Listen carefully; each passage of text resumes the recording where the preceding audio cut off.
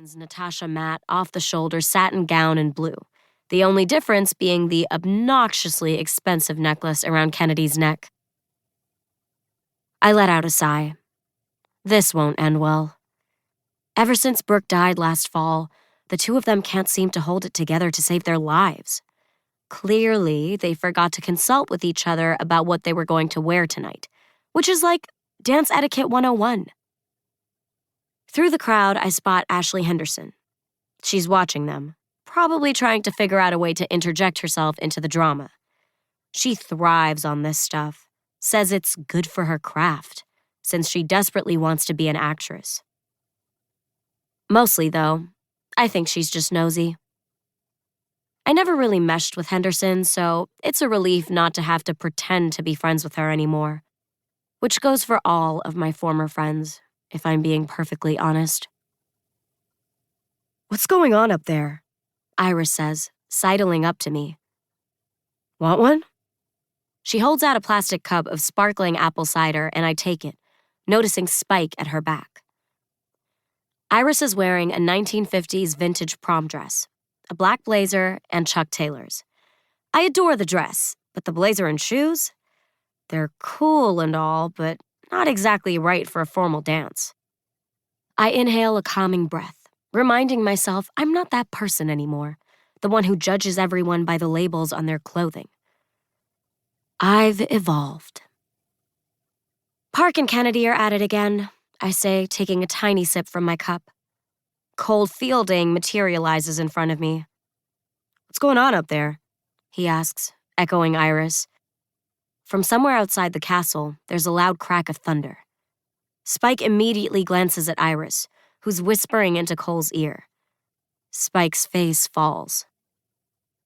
"Park and Kennedy," I repeat loudly. They're arguing, yet again. "Brooke's murder." Spike's eyes dart to my face as he realizes what he's saying. "Without Brooke around, they've really fallen apart, huh?" he finishes. I shrug. Kennedy tried to pull me back into their little circle after Iris and I figured out who was responsible for Brooke's death. But I wasn't interested. I have no desire to be involved in mundane high school drama, and I have Iris. That's enough. For now, at least. "Do you think they're fighting over—" Spike starts, but a familiar voice interrupts him, and my stomach, my most traitorous of organs, does a little dance. "Blini with caviar?" I turn. "Hello, Raph." "Hello, Alice," he smiles. "Hey, Raph," Iris says, taking one of the blinis off the tray and examining it. What the hell is this thing?" He shrugs. "Hell if I know. I just bring out what they tell me. I don't ask questions." He squints down at his tray. "I think it's like weird little eggs or something." I sigh. "It's basically a pancake with caviar." I take one and pop it in my mouth. They're delicious. Iris nibbles off a corner. "Oh, that is good," she says, and nudges Cole. "Grab one." Cole does as instructed, and as soon as Iris turns away, he wraps it in his cocktail napkin and stuffs it into his back pocket. "How's work going?"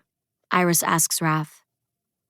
Since Raph helped Iris and me out with Brooke's case last year, we've all become, well, I guess the best word for it is friends.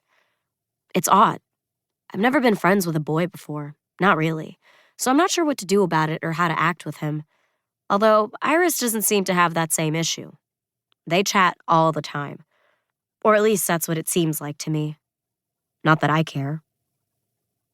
What I do care about, maybe a little more than I should, is that he has a girlfriend now, who just so happens to be Cole's older sister. She works for Splendid Sprite Catering part-time, and according to Iris's intel, got Raph this gig so he could make some extra cash for college since the Castle Cove Police Department barely pays their interns. He smirks. "Fine. I'm pretty much invisible to most of the kids here, which works for me. Really don't need to get recognized from my high school days, you know?" "Okay, break it up."